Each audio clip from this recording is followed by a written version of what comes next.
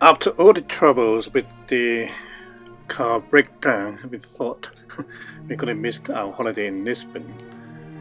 But luckily, we managed to fix it, and then, though we missed the first flight, we managed to get the next flight to Lisbon. And this is the view from our hotel, Smiley Lisbon. Yeah. And you think, why is this such a derelict area in front of us? Apparently, that was the site of an old garrison, and also historically, it was a battlefield between two brothers fighting for power in Portugal. And this is the King Edward Park. In Portuguese is Equador Park. Apparently, it was opened by King Edward from England, so it used to be called the Freedom Park, but they renamed it as King Edward Park. It's on, well, it's not on the top of the hill, but you can see it is above sea level. It's quite a massive park.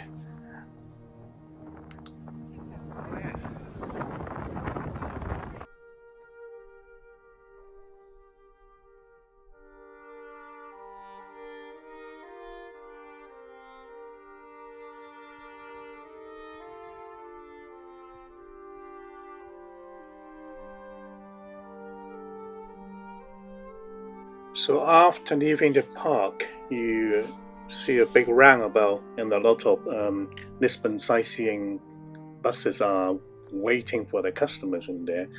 And then along this road, on both sides, you can see a lot of designer labels, like Rolex, Browning, Mont Blanc, Cartier, fractions designers, and also, obviously, cafe bar. And we have focaccia and Portuguese tarts in here. And it happens that there is a open market on one side of the road, and selling, as usual, a lot of local arts and a lot of so-called antiques, but they not very good, I have to say. Those little things is quite good. And this is another area, can't remember the name now, but it's quite a big plaza in here, with a fountain, and on both sides you can see a lot of cafes and restaurants, and they have a lot of this kind of little vehicle called tutto, and I think they are on electric, and some of them is quite ordinary. Some of them is using big wheels like a 4x4. Some of them make it like an old vehicle, vintage cars like Rolls Royce or Ford T.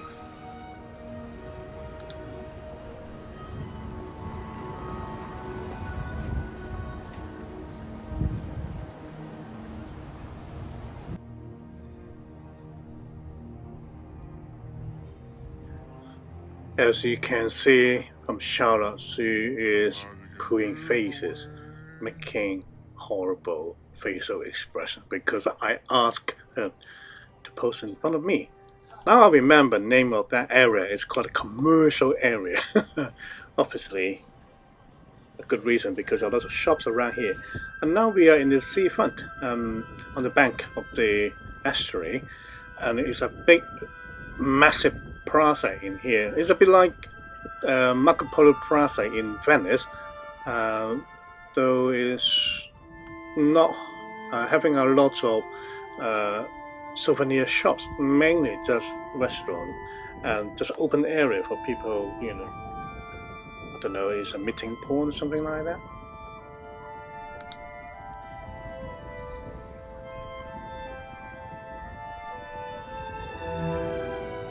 And behind the plaza, you can see some buildings on the hill slope. And this is the farmer, literally the old town. the really old part of Lisbon. All houses are built on the hill slope. Uh, I have to say, it's a bit like when we were young living in hills. Although we lived in wooden cottages, they are living in bricks and rock. But you have this feel that is quite a run-down area. But I suppose people enjoy living there. A lot of common households, but also restaurants.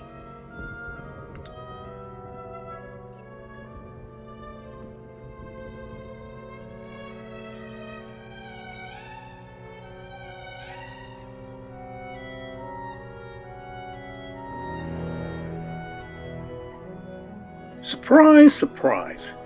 Why would I say that? Because before we coming to Lisbon, I persuaded Charlotte, shall we have a boat trip when we were in Lisbon? She's definitely saying, no, no, no, no. But on the day, oh, she fancied a boat trip. And literally, surprise. The water is not particularly wavy and quite good. And suppose we were in a quite a big boat, so it's steady. See a lot of sailing ships and sailing boats.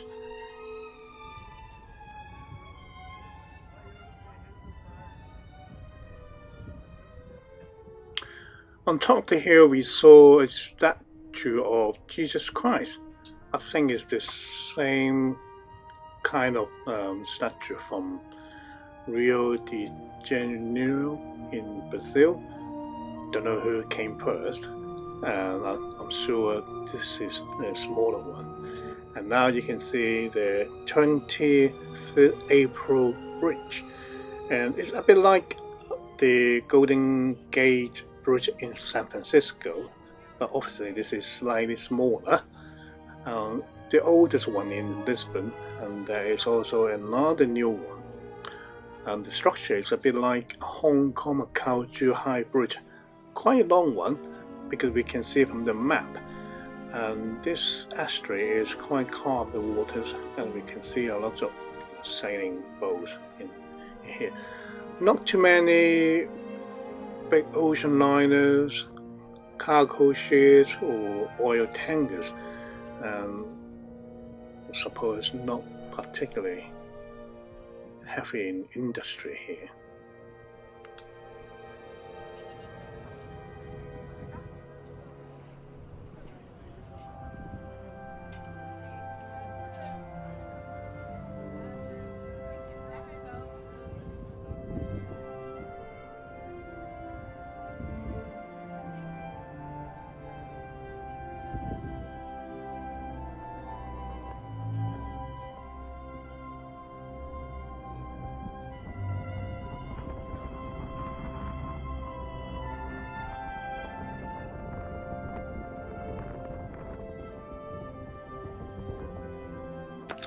You can see from the river banks, you can see a lot of museums, and some of them are maritime museum.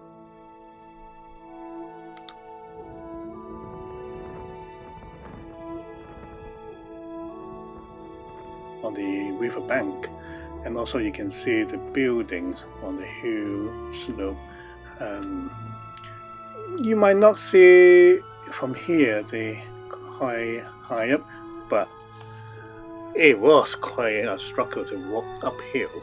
No wonder why we couldn't see too many older generation pushing their shopping. Apart from some big tourist boats, we also see a dinky one, like this one's called Hippo. Yeah, it's quite a lovely dinky thing, riding on the river bank. Very small.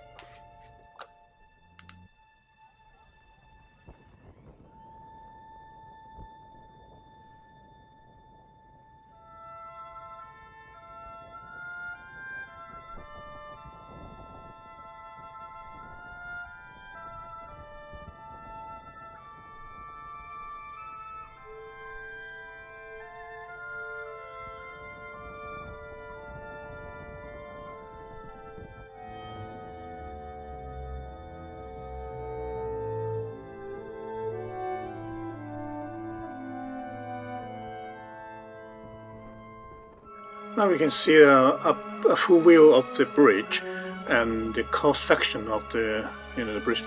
It's mainly for cars. Couldn't see any train services, and also don't know what is the lower deck for. Maybe for electricity or communication cables. Don't know.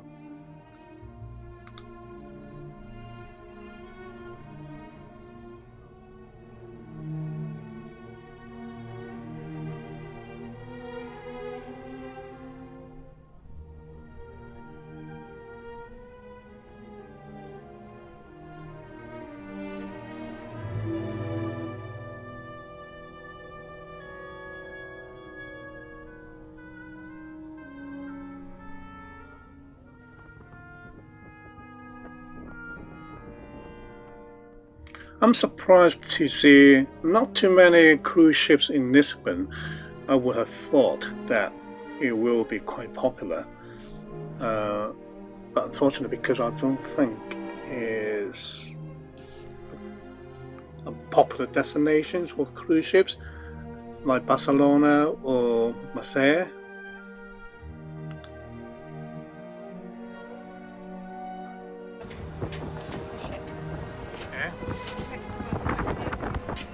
Got some picture of the tour ship.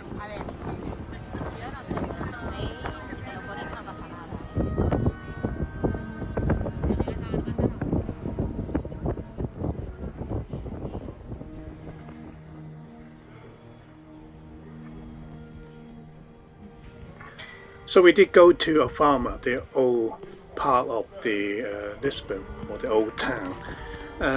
Again, a lot of steps to walk up, and you can see a really congested area with a lot of buildings, and I think not particular city planning as such.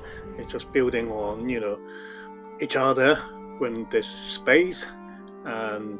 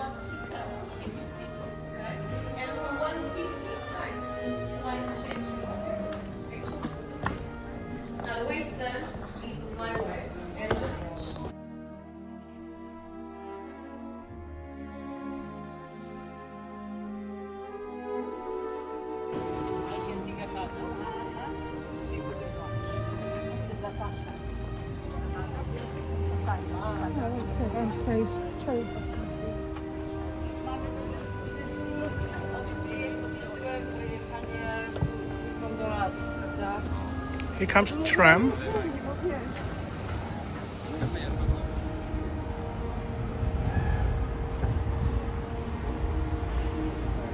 Oh, you got two.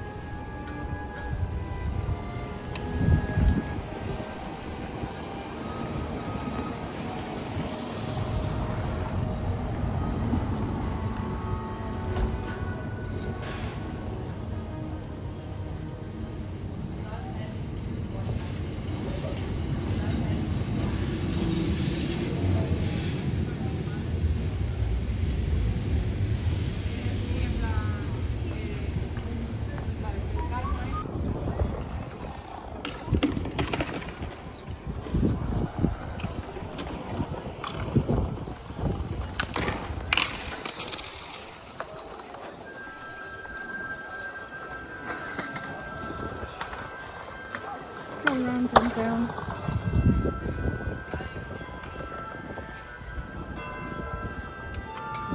Now we can see the tall ship anchoring in the harbour. Unfortunately, the sails are not up, and actually the ship left the harbour next day.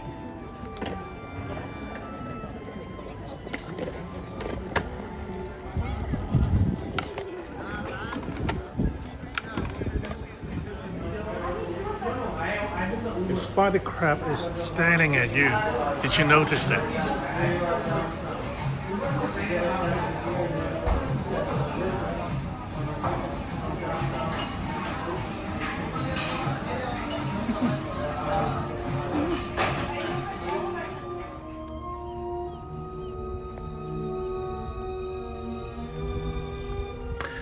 We spent a morning in the Lisbon Botanical Garden. Walk up to the garden.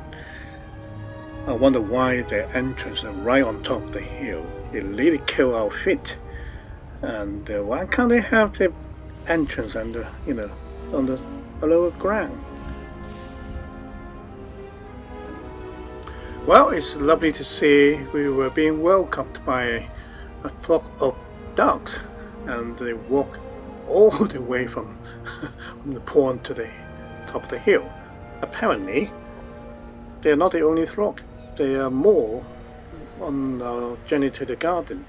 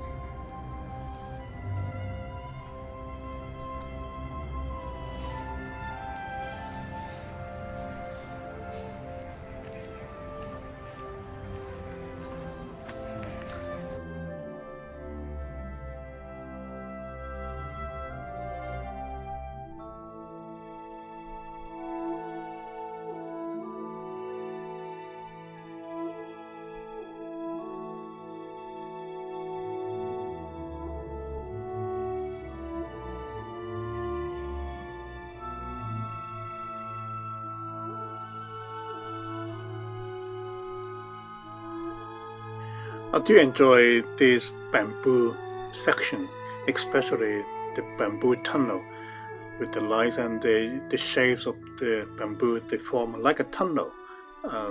Really, really nice.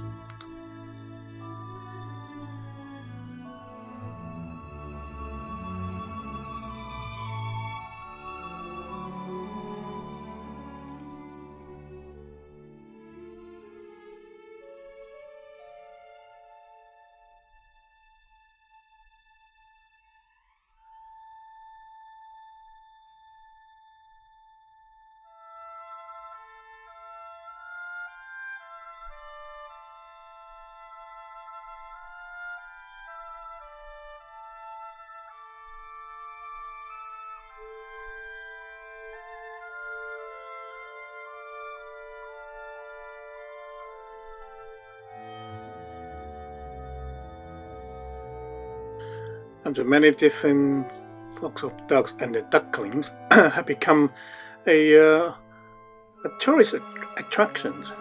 Anytime when they appeared, lots of tourists trying to take pictures or videos of them. And well, obviously, it's lovely to see a whole flock, following the mother duck and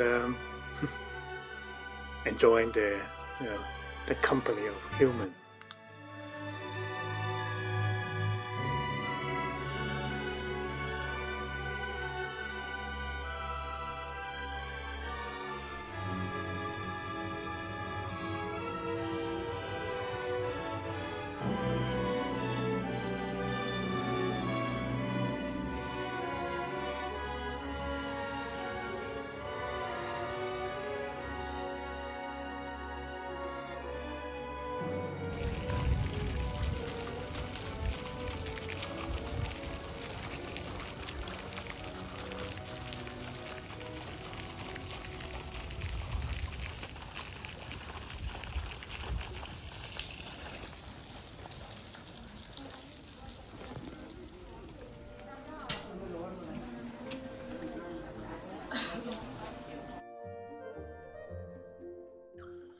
We were in Bertrand. According to Guinness Book of Record, it is the oldest bookshop in the world. 1500, and they were still selling books. Well, I have to say, can't see any particular old ranks around, apart from a lot of archways and a lot of ceilings in white paint. Anyway, we were there.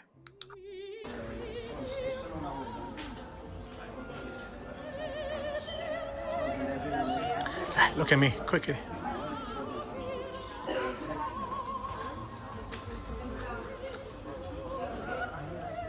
Videoing.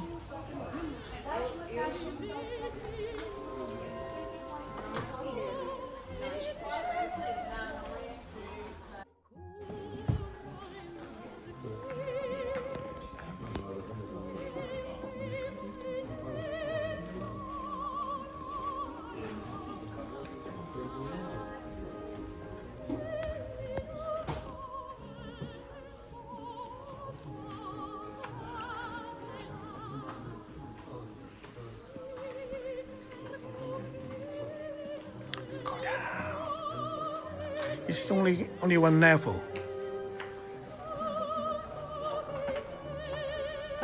Children.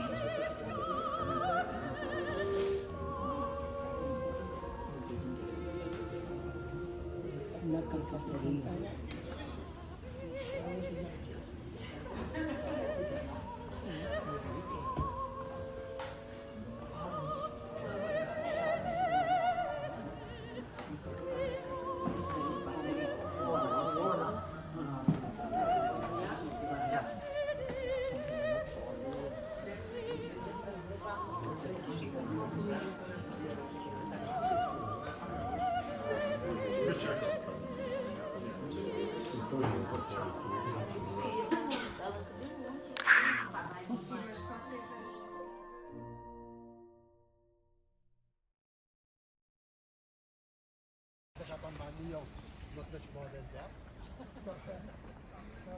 Much about over 2,000 different species of plants that exist in the park.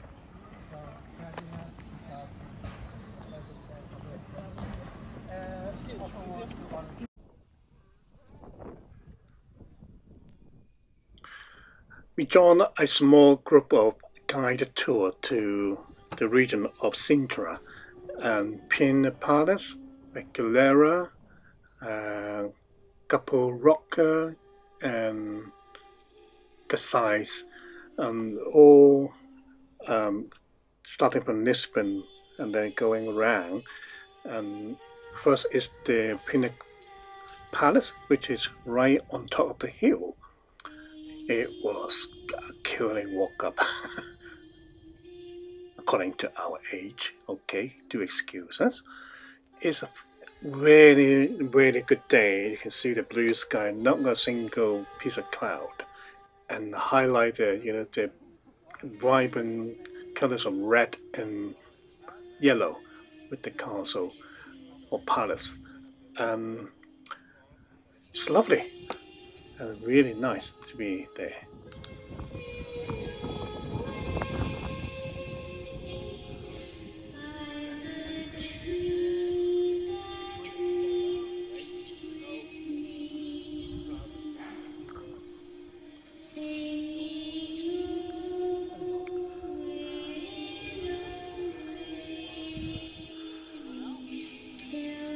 Was the Moorish that was living here. So the first entrance is made by Up there we have a hand that represents the 5 pillars of Islamism, symbolically the head of Fatima, daughter of the Prophet.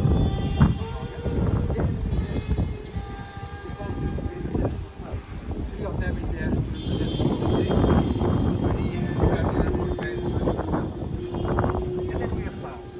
Nowadays tiles are much already recorded, but in fact it was something that was demolished that brought in here for them that we want to do it. And as you probably know, do not represent new figures, just geometric sometimes.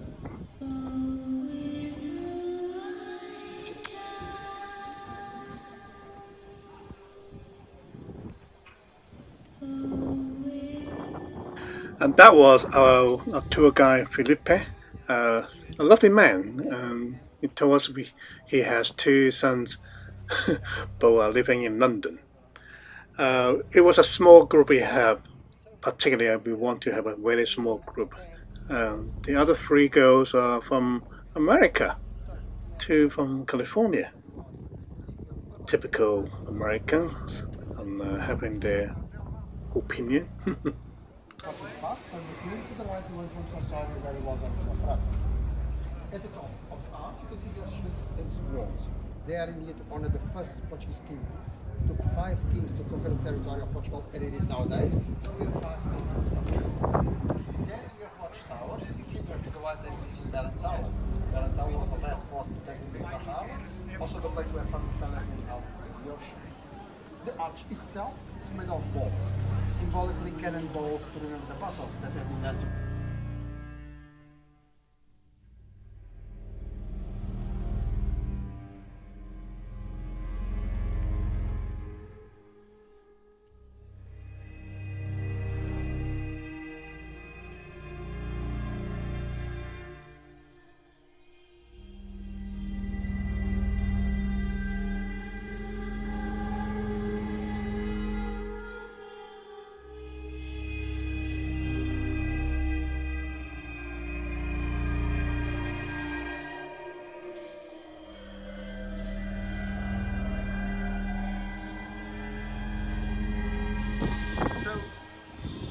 Ferdinand was an art. In fact, it was he that designed the palace. Most of what you see here, it comes from King Ferdinand's mind. And it's amazing to think that so many years ago, somehow, kept my face when I wake up every morning.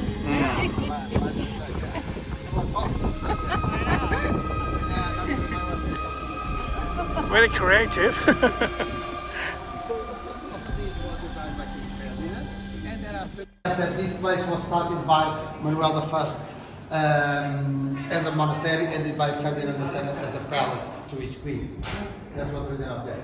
Also here we can see the way that the Moorish did the tiles, like 3D. So this it comes from King Ferdinand, but he wants to show us how the Moorish did the tiles, like in 3D, not flat ones as the Portuguese did later on. Taking here that stained glass. So that was painted by German artist named Keller in 1841. And then Ferdinand wants to tell the story of this place. So on the low level, to the left, we have Manuel I, the king of the 16th century, the one that with the monastery here on the top of the mountain. The king is holding the original monastery in his hand, and that's why it's not red. It was painted red by Ferdinand in the 19th century, so the one from the 16th century. Then we have Vashta, the Portuguese side of the monastery from India, and it's telling the news of the king. It's his sheep and very power on there. Then we have Heaven's Level, Holy Mary, Mother of God, and St. George, that gets to be patron of the Portuguese knights from the 14th century on. Before Portugal had a different Saint patron, São Tiago, the saint that the Spanish have. Stay away, go on.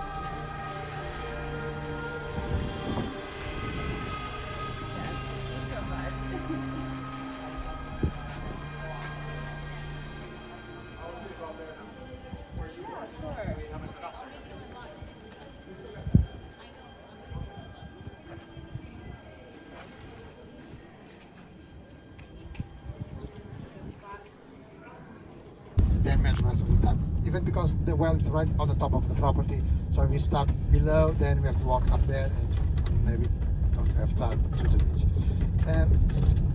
You cannot see the well from the outside, so it's like you're going inside a grot, a cave, to go to the well. So besides that well, and the idea is for people to go inside it from the top to the bottom of it, several floors going down, and because of that, because you are going all the way down inside the grounds, to come out from there, you have to come by a tunnel. That leads you back to the gardens. So there, Antonio Monteiro, he wants to reply a reborn, a restart, a new life. Because when you are going deep down inside the grounds, you are facing darkness. When you come out, you see the light again. So reborn, a restart, a new life. Beside that, you can see there the Gothic chapel with mentions to the Templars and the Illuminati. Also a tower symbolizing the center of the world. There is what is known as the Keeper's Gate, so symbolically an area for the gods that were living there for them to stay. Also a yard with Greek and Roman founds, some small lakes, some small pools. Those are still using the same plumbing system built in the 15th century. In fact, facing the palace, there is a terrace, and we have some stairs on the top of it, arches. Until there you can go for free, and it's a nice spot to take photos to the village, the mountains, and the Moorish castle. So it's those right there on our right side, facing us. To the left, there are some other stairs. On the top of it, an open gate that will lead you to the gardens of this palace. They are small ones.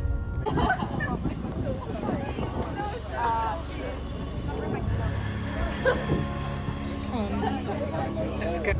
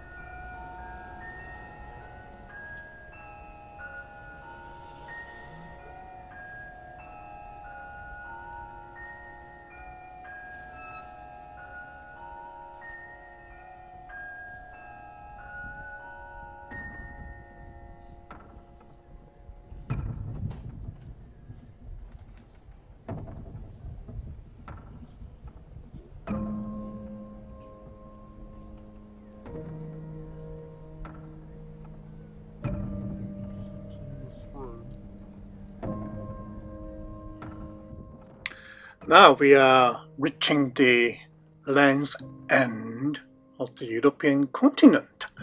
So this is the further west of the continent and facing the Atlantic Ocean. Obviously, we also have a landmark Land's End in Scotland. But we are an island, so it doesn't count, apparently.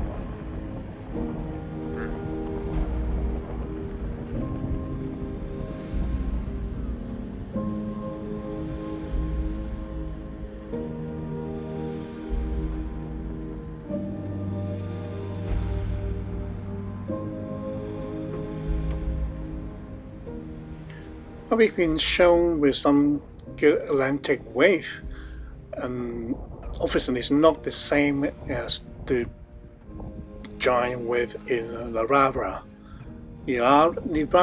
And where is the World Surfing Championship took place. But still, it's impressive, and we can see fishermen fishing in this condition. Amazing.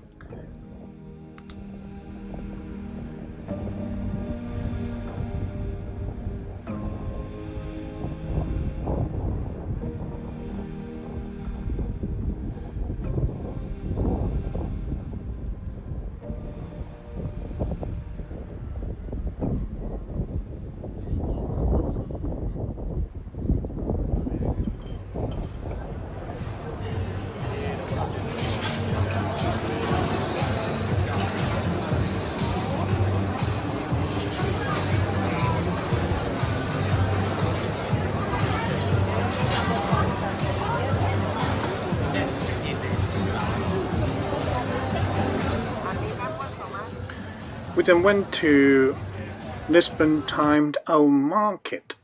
Obviously, must go place in this holiday. So according to Guinness Book of Record, this is the world's biggest indoor eating place. Unfortunately, the traditional market next to it, it didn't open, so we only have seen part of the market in here, which is the eating place. Yeah, it is quite massive, and it reminds me of the Hong Kong Central Market. The old Central Market has transformed into also a venue for eating and shopping. Obviously, you can't compare the scale. We don't even know what it is. Right? You don't even know what it is. No. I'm sure you will explain to me.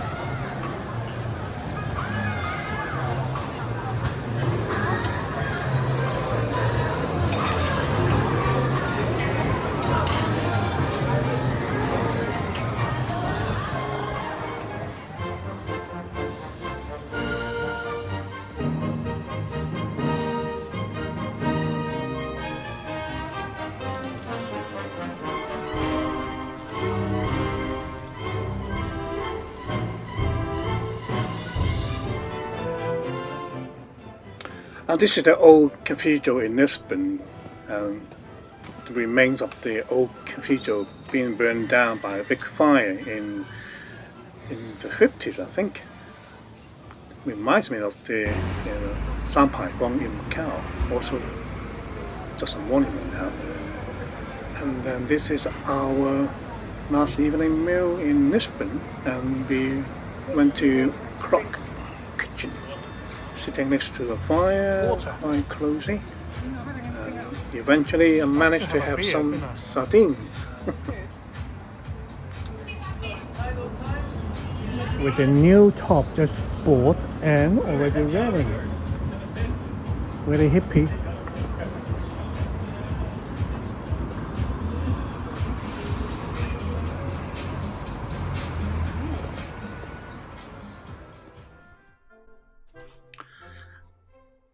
Then we are back in England, and I think this is London, judging by the brightness of the street lights. It's just so bright. We see the coastline, and then gradually the lines building up, and we did manage to see the Tower Bridge and I think the London Eyes as well. This is so big. So this is the end of our holiday to Lisbon. Wasn't a good start because of the breakdown of our car, but we managed to finish our holiday. It was a very good holiday and very enjoyable.